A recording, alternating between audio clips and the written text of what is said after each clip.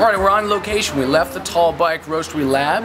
Now we're at Lamplighter Roasting Company. This is the cafe. We're going to pop inside and Noelle Archibald's going to walk us through the espresso. She's going to dose, tamp, pull a shot, and then watch her perfect the latte art. In we go. We met Jen and Elliot over at the lab. Time to meet the co-owner and general manager at Lamplighter Roasting Company in the cafe, Noelle Archibald. We're going to pull some shots on the Nuova Simonelli. Or Simone Lee, as we like to call her. We're going to start by preparing our coffee bed. It's important to layer it evenly.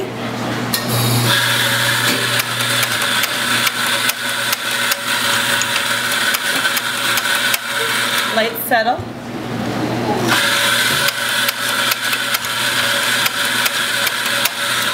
Slight overfilling. Brush it off in different directions. Make sure it's nice and even. Tamp with a light pressure, just enough to compress it all the grounds and make a nice even surface. Brush off any excess grounds. You're ready to extract.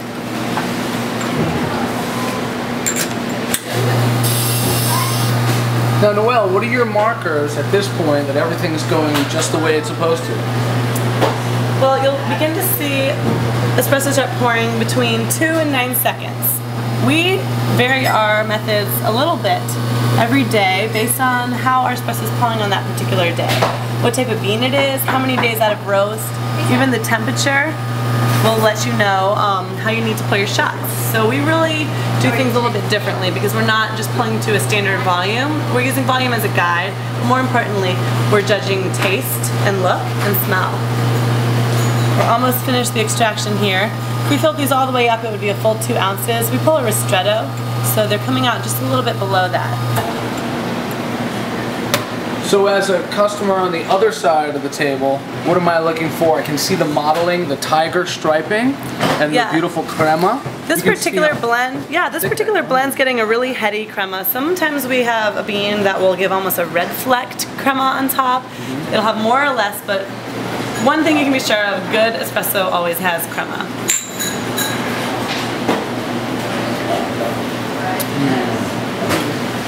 I learned that with espresso, unlike standard drip coffee or even French press where the particles are larger, here you get down to the micron and they just fill in the little nooks and crannies in your tongue and your taste buds and linger and really last 10-20 minutes. Yeah, one thing you're really looking for is mouthfeel, how it really feels and the taste really feels in your mouth. Now we're going to prepare a latte, making sure we have our milk pre-portioned so that nothing will delay. Once we begin pouring the shots, you want to steam the milk simultaneously.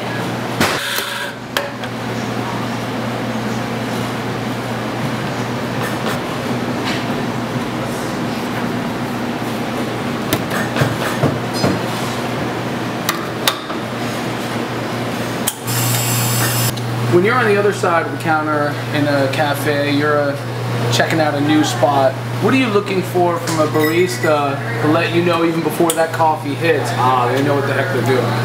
One thing I'll say, if you ever hear a blender when you walk in the door, just walk right back out. If you ever hear that shrill screeching sound, good milk steaming will be almost silent. You hear a little bit of the noise when you're expanding, but that's pretty much it.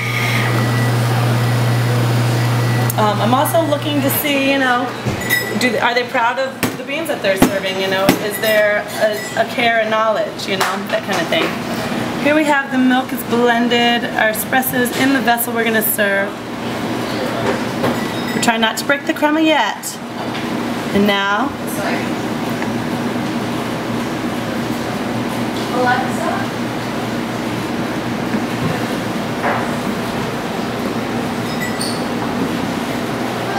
Lamplighter Latte, brought to you by Noelle.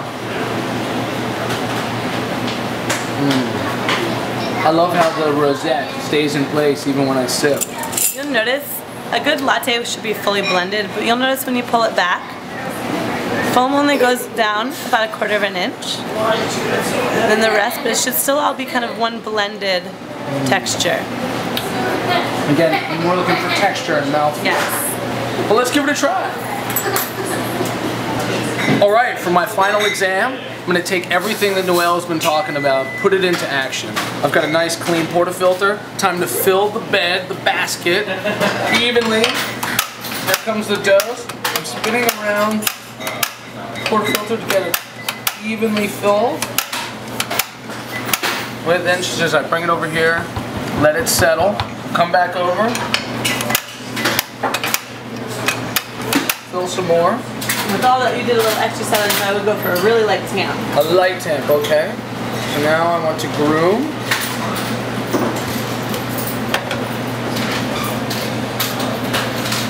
A light tamp. Wipe the wings. And in we go. I'm digging it so far. Well, that's all happening. Time to get the milk.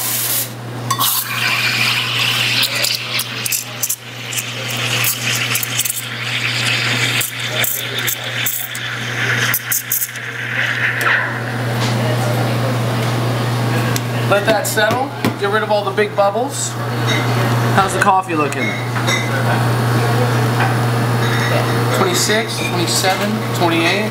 I'll stop it right there. Alright. Looks pretty. I've got some nice tiger striping. You can just give it a little tap to break those bubbles. Same with your milk. Excellent. Alright.